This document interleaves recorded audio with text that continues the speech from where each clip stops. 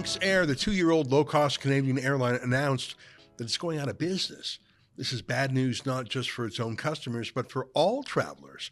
Because not only did Lynx offer low-cost airfare, but it put competitive pressure on other airlines like Air Canada and WestJet to lower their fares too. Here's the statement by Lynx that they made last night. Let me quote it now. Thank you for your support. It's been a pleasure to offer our affordable fares and great flying experience. We will leave our paw prints in the sky. Lynx. And you can see what's attached in that red box below.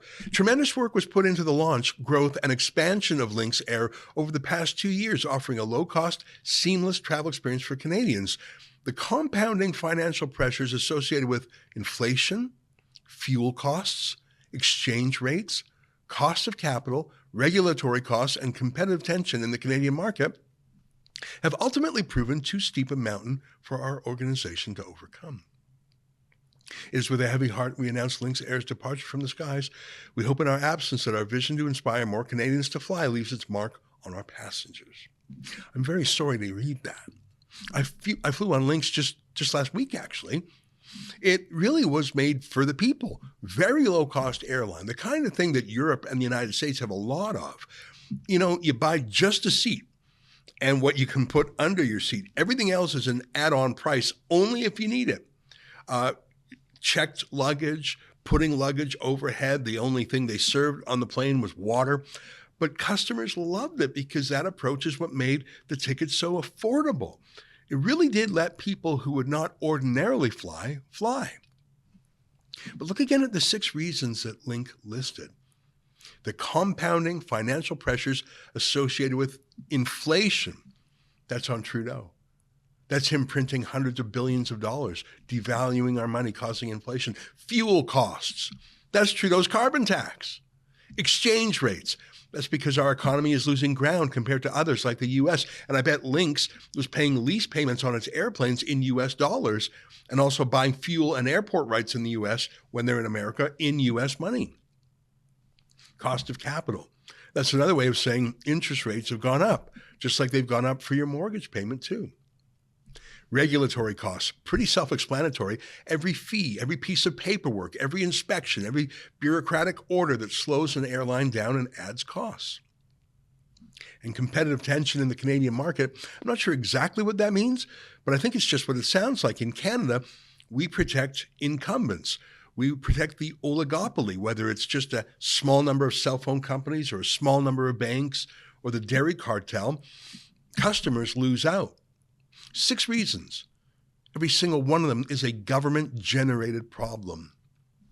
I'm sad for the hundreds of Lynx staff who are going to lose their jobs. Lynx flew to 20 destinations in Canada, the U.S., and Mexico. I can guarantee you that WestJet and Air Canada and Porter are going to raise their prices in those markets now. So that's what happened. And what did Pablo Rodriguez, the transport minister, have to say?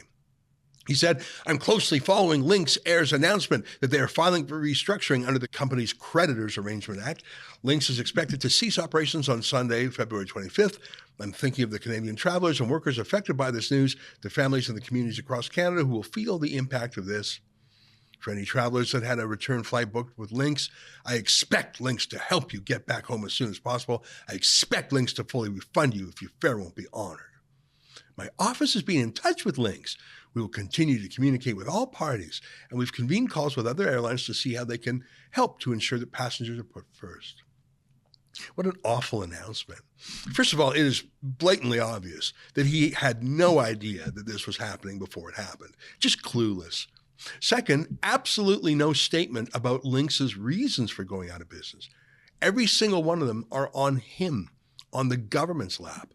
The audacity of saying he's going to make sure that passengers are well treated. Really? What's he going to do? He's the guy who's saving the day? So he's telling you he's the hero of this story, not the villain? But what a clueless defamer. Look at this reply from Lynx to him. Lynx is not in possession of any monies paid from travelers that have not yet flown on one of our flights. Credit card companies are holding those funds, so all passengers beyond February 26th should contact their credit card company to access refunds.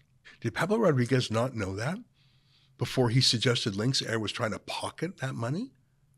Either way, it's a bad answer. If he knew the truth and smeared Lynx anyways, that's absolutely on brand for these immoral thugs, the liberals. But the other answer is just as bad. He's clueless. He doesn't care. He has no command of his file. He doesn't read his briefing notes. He's too busy tweeting about how the carbon tax is wonderful or whatever he's doing. You know the carbon tax is going up in 5 weeks, right? April 1st. So you know it's going up again, right? And let's talk about that for a moment. You know, Trudeau and Rodriguez call carbon dioxide pollution. You've heard them say that, right? It's not pollution. It's colorless, odorless. Plants breathe it in for photosynthesis. It's really plant food. People breathe it out. And all animals do too. Without CO2, all life on Earth would cease to exist. But Trudeau calls it pollution and uses that excuse to tax it, claiming that will somehow change the weather. If you actually ever listen to the logic of Trudeau and his like on the carbon tax, it's this. They say this. By taxing bad behavior, like emitting carbon dioxide, which means driving or heating your home, by taxing that, they want you to do less of it. They're punishing it. Stéphane Dion, who first proposed the carbon tax when he ran for the Liberals against Stephen Harper about 15 years ago, he called it the green shift. He said, well, tax things that use carbon and give people the money back in rebates for other things. So we'll punish certain behavior and reward other behavior. So they punish driving. They punish farming.